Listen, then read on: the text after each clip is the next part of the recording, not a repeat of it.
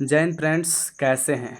आज फिर एक नए सेशन के साथ जुड़े हैं और आज का क्लास आप लोग का सब्जेक्टिव का होने वाला है। बहुत सारे बच्चों ने कमेंट किया था कि सर अब सब्जेक्टिव का क्लास लेकर आइए, सब्जेक्टिव का लेकर आइए। तो आज आप लोग का सब्जेक्टिव का क्वेश्चन लेकर आए हैं और ये सारा के सारा क्वेश्चन इंपॉर्टेंट है और आपके एग्जाम 2026 के लिए बहुत ज़्यादा इंपॉर्टेंट है। जितने भी बच्चे हैं जो क्लास 10th वाले बच्चे हैं उन लोगों के लिए आज का क्लास बहुत ज़्यादा इंपॉर्टेंट होने वाला है। और ये 2026 के एग्जाम में यहाँ से आप लोग का एगो क्वेश्चन जरूर पूछेगा। एक क्वेश्चन आप लोग का 2 नंबर का क्वेश्चन होगा, एगो क्वेश्चन आप लोग का 2 मार्क्स का होगा और एक ना एक जरूर आप लोग के एग्जाम में जरूर पूछेगा, ठीक ना। अगर आप इस वीडियो के लास्ट तक बन के देख लेते हैं, ठीक है। और ये सारा के सारा क्वेश्चन इंपॉर्टेंट है। आप देखिए, जिस तरह से हम सजा कर लिखें उस तरह से अगर आप एग्जाम में लिख देते हैं तो एक नंबर भी एग्जामिनर नहीं काटेगा। अगर आप जैसे हम लिखे हैं वैसे अगर आप लिख देते हैं एग्जाम में तो एक नंबर भी नहीं काटेगा। अगर आप अपने तरीका से भी इससे भी आसान भाषा में अगर आपको आंसर आ रहा होगा तो आप लोग कमेंट बॉक्स में लिख दीजिएगा, आप लोग को हम देख लेंगे, ठीक ना। और हो जाएगा तो हम आप लोग का रिप्लाई भी देंगे कि बच्चा इस मतलब क्वेश्चन का इस तरह से आंसर दिया था और इसको इस तरह से भी आंसर बनाया जा सकता है, ठीक ना। ऐसे हम एकदम आसान भाषा में लिखे हैं, अगर इस तरह भी आप एग्जाम में लिख देते हैं तो एक नंबर भी नहीं कटेगा, ठीक ना। तो सारे बच्चों को एक मेरा रिक्वेस्ट है कि आप लोग वीडियो के लास्ट तक बन के सारे क्वेश्चनों को देख लीजिएगा, ठीक ना। ज़्यादा क्वेश्चन नहीं, आप लोग के लिए 5 क्वेश्चन लेकर आए हैं। ये 5 क्वेश्चन बहुत ज़्यादा इंपॉर्टेंट है। यहाँ से एगो क्वेश्चन आपके एग्जाम 2026 में जरूर पूछेगा, ठीक ना। 2026 में जरूर रहेगा। तो सारे बच्चे इस वीडियो को लास्ट तक बन के देखेंगे। जो भी बच्चे हैं जो मेरे चैनल पे पहली बार आए हैं, आप लोग चैनल पे पहली बार आए हैं तो चैनल को सब्सक्राइब कर लीजिए और जितने भी बच्चे हैं एक बारी वीडियो को लाइक कर दीजिए, ठीक ना। सारे बच्चे एक बारी वीडियो को लाइक कर दीजिए और जो भी बच्चे चैनल पर पहली बार आए हैं चैनल को सब्सक्राइब कर लीजिए, ठीक ना। इतना काम आप लोग कर लीजिए, ठीक है ना। और आते हैं पहला क्वेश्चन देख लेते हैं। पहला क्वेश्चन क्या कह रहा है, ठीक है। पहला क्वेश्चन कह रहा है कि मेजनिंग कौन था, ठीक है। पहला क्वेश्चन कह रहा है कि मेजनिंग कौन था। तो अगर आंसर हम जैसे बना के लिखे हैं वैसे आप एग्जाम में लिख देते हैं तो आपका एक नंबर भी नहीं कटेगा। और ये सारा क्वेश्चन आप लोगों का 2 मार्क्स वाला क्वेश्चन है, ठीक ना। आप लोग के एग्जाम में ये पूछा हुआ है, शायद 2019 का ये क्वेश्चन है, ठीक ना। आप लोग जाके देख लीजिएगा, 2019 में ये पूछा हुआ क्वेश्चन है। क्या कह रहा है क्वेश्चन कि मेजनिंग कौन था। तो आंसर लिखना है मेजनी इटली में राष्ट्रवादियों के गुप्त दल कार्बोनरी का सदस्य था। ध्यान से सुन लीजिएगा, ऐसा हो सके तो आप लोग पेन और कॉपी लेकर बैठ जाइए और ये सारे आंसर आप लोग नोट कर लीजिएगा, ठीक ना। मेजनी इटली में राष्ट्रवादियों के गुप्त दल कार्बोनरी का सदस्य था। वह सेनापति होने के साथ साथ राजनीतिक विचारों का समर्थक तथा साहित्यकार भी था। वह 1830 ईस्वी में नागरिक आंदोलन द्वारा उसने उत्तर और मध्य इटली में एकीकरण गणराज्य स्थापित करने का प्रयास किया, किंतु असफल रहने पर उसने इटली से पलायन करना पड़ा। 1848 ईस्वी में मेटरनिख के पराजय के बाद मेजनी ने पुनः इटली में आकर इटली के एकीकरण का प्रयास किया, किंतु इस बार भी वह असफल रहा और उसे पलायन करना पड़ा। अगर इस तरह से आप बना के लिख देंगे तो आप लोगों को एग्जाम में जरूर 2 नंबर मिल जाएगा। ये क्वेश्चन कह रहा है कि मेजनी कौन था, तो मेजनी के बारे में बस इतना लिख देना है कि मेजनी राष्ट्रवादियों के गुप्त दल कार्बोनरी का एक सदस्य था।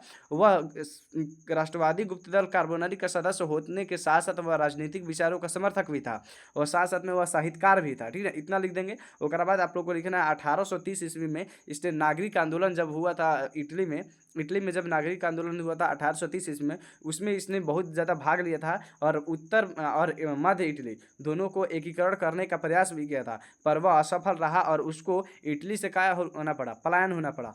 परंतु जब 1848 ईस्वी आया तो उस समय मेटरनिख पराजय हो गया, मेटरनिख का हार हुआ। और जब मेटरनिख का हार हुआ तो फिर जो मेजनी था फिर आ गया कहाँ, इटली आ गया। और इटली आने के बाद फिर पुनः वह एकीकरण का प्रयास किया, पर फिर इस बार भी क्या रह गया, वह असफल रह गया। और फिर असफल हो गया तो फिर वह क्या हो गया, पलायन हो गया। अगर इतना आप लोग एग्जाम में लिख देते हैं तो आप लोगों का 2 मार्क्स पूरा फुल मिलेगा, ठीक ना। एक भी नहीं कटेगा। और जितने भी नए बच्चे हैं आप लोग चैनल को सब्सक्राइब कर लीजिए और वीडियो को लाइक सारे बच्चे कर देंगे, ठीक ना। जितने भी नए बच्चे हैं चैनल को सब्सक्राइब कर लेंगे और वीडियो को लाइक भी कर देंगे, ठीक है। 2 नंबर आप लोग के सामने आ गया, ठीक है। 2 नंबर का आंसर दीजिए। कह रहा है कि पूंजीवादी क्या है, पूंजीवाद क्या है, इसका आंसर दीजिए।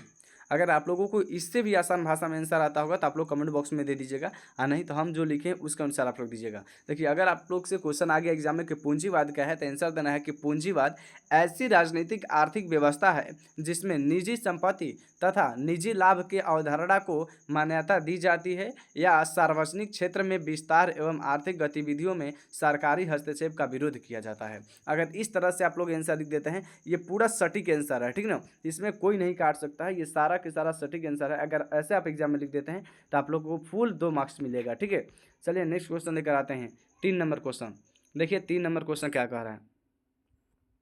3 नंबर भी क्वेश्चन इंपॉर्टेंट है और ये भी आपके एग्जाम में पूछा हुआ क्वेश्चन है। कह रहा है कि सामाजिक विभाजन से आप क्या समझते हैं। क्वेश्चन कह रहा है कि सामाजिक विभाजन से आप क्या समझते हैं। तो उत्तर कैसे लिखना है कि धर्म, जाति, धर्म, रंग, क्षेत्र आदि के आधार पर समाज के विभिन्न वर्गों द्वारा परस्पर गलत व्यवहार करना आपसी संघर्ष को सामाजिक विभाजन कहते हैं। इस तरह के अगर आप आंसर लिख देते हैं एग्जाम में, आप लोग हो सके तो कॉपी और पेन लेकर बैठिए और ये सारा क्वेश्चनों का आंसर का आप लोग नोट करके रख लीजिए। ठीक है, और आपके एग्जाम में ऐसे ही लिखना है। ठीक है, सारे लोगों को सामाजिक विभाजन उसी को कहते हैं। जैसे मान लीजिए जाति के आधार पर लोग भेदभाव करने लगे, धर्म के आधार पर लोग भेदभाव करने लगे, यहाँ तक कि गोरा काला नहीं रंग के आधार पर करने लगे, लोग क्षेत्र के आधार पर करने लगे, तुम बिहारी हो, तुम मराठी हो, तुम गुजराती हो, इसके आधार पर भी लोग करने लगे। तो इस तरह के आपस में जो परस्पर गलत व्यवहार लोग करने लगते हैं, यानी आपसी संघर्ष जो होने लगता है, उसी को हम लोग क्या बोलते हैं, सामाजिक विभाजन बोलते हैं। समझ में है ना।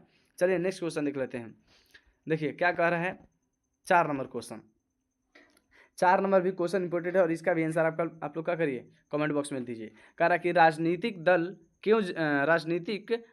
लोकतंत्र में क्यों आवश्यक है। राजनीतिक दल लोकतंत्र में बताइए क्यों आवश्यक है। तो बताना है कि राजनीतिक दल लोकतंत्र में निम्न कारणों से आवश्यक है। देखिए जैसे हम बना के आंसर लिखे वैसे आप लोगों को बना के आंसर लिखना है एग्जाम में। आप लोग का 1 नंबर भी नहीं कटेगा अगर आप लोग ऐसे बना के लिखते हैं। लिखना है कि राजनीतिक दल लोकतंत्र में निम्न कारणों से आवश्यक है और कारण भी दे देना है। कारण देखिए आप लोग को 4 दिए हैं। ठीक है, इसमें आप लोग को 4 कारण दिए हैं। पहला है कि लोकतंत्र में सरकार क्या दिए हैं। पहला कारण कि लोकतंत्र में सरकार का निर्माण बहुमत के आधार पर होता है। राजनीतिक दलों के बिना लोकतंत्र में सरकार का निर्माण संभव नहीं है। ठीक ना, पहला कारण है। दूसरा कारण है कि राजनीतिक दल जनमत के निर्माण में सहायक है तथा जनता में जागरूकता बढ़ाने में सहायक है। ठीक ना, ये दूसरा कारण है। तीसरा में आते हैं। तीसरा कारण है कि राजनीतिक दल सरकार व जनता के मध्य कड़ी का कार्य करते हैं। कड़ी मतलब होता है मतलब जोड़ती है। ठीक है, और बाद चौथा कारण है कि विरोधी दल के रूप में यह सरकार की मनमानी पर रोक लगाती है। अगर यह चारों को अगर आप लिख देते हैं तो आप लोग को 2 मार्क्स एग्जाम में जरूर मिल जाएगा। ठीक ना, और एकदम विस्तार तरीके से जैसे हम लिखे हो सके तो कॉपी पेन ले लीजिए। 5 को बस क्वेश्चन है, 5 क्वेश्चन को आप लोग याद कर लीजिएगा, अच्छे से नोट करके कॉपी पर रख लीजिए और इसमें से एक क्वेश्चन आपके एग्जाम में जरूर पूछेगा। ठीक है, नेक्स्ट क्वेश्चन देख लेते हैं। अगला देखिए 5 नंबर क्वेश्चन। 5 नंबर क्वेश्चन भी इंपॉर्टेंट है और इसका भी आंसर आप लोग दीजिए। कह रहा कि सांप्रदायिकता क्या है। सांप्रदायिकता क्या है इसका आंसर दीजिए। तो आप लोगों को आंसर कैसे बना के लिखना है। लिखना है कि सांप्रदायिकता ऐसी भावना है। सांप्रदायिकता एक ऐसी भावना है जो धर्म अथवा धार्मिक पहचान के आधार पर गैर धार्मिक हितों, राजनीतिक अथवा आर्थिक की प्राप्ति का समर्थन करता है। सांप्रदायिकता समाज को धर्म के आधार पर बांटती है। आप लोगों को सिंपल याद रखना, सांप्रदायिकता का मतलब होता है कि धर्म के आधार पर राजनीति को बांटना, धर्म की चश्मा से सारे लोगों को क्या करना, देखना, यही क्या कहलाता है, सांप्रदायिकता कहलाता है। समझ में।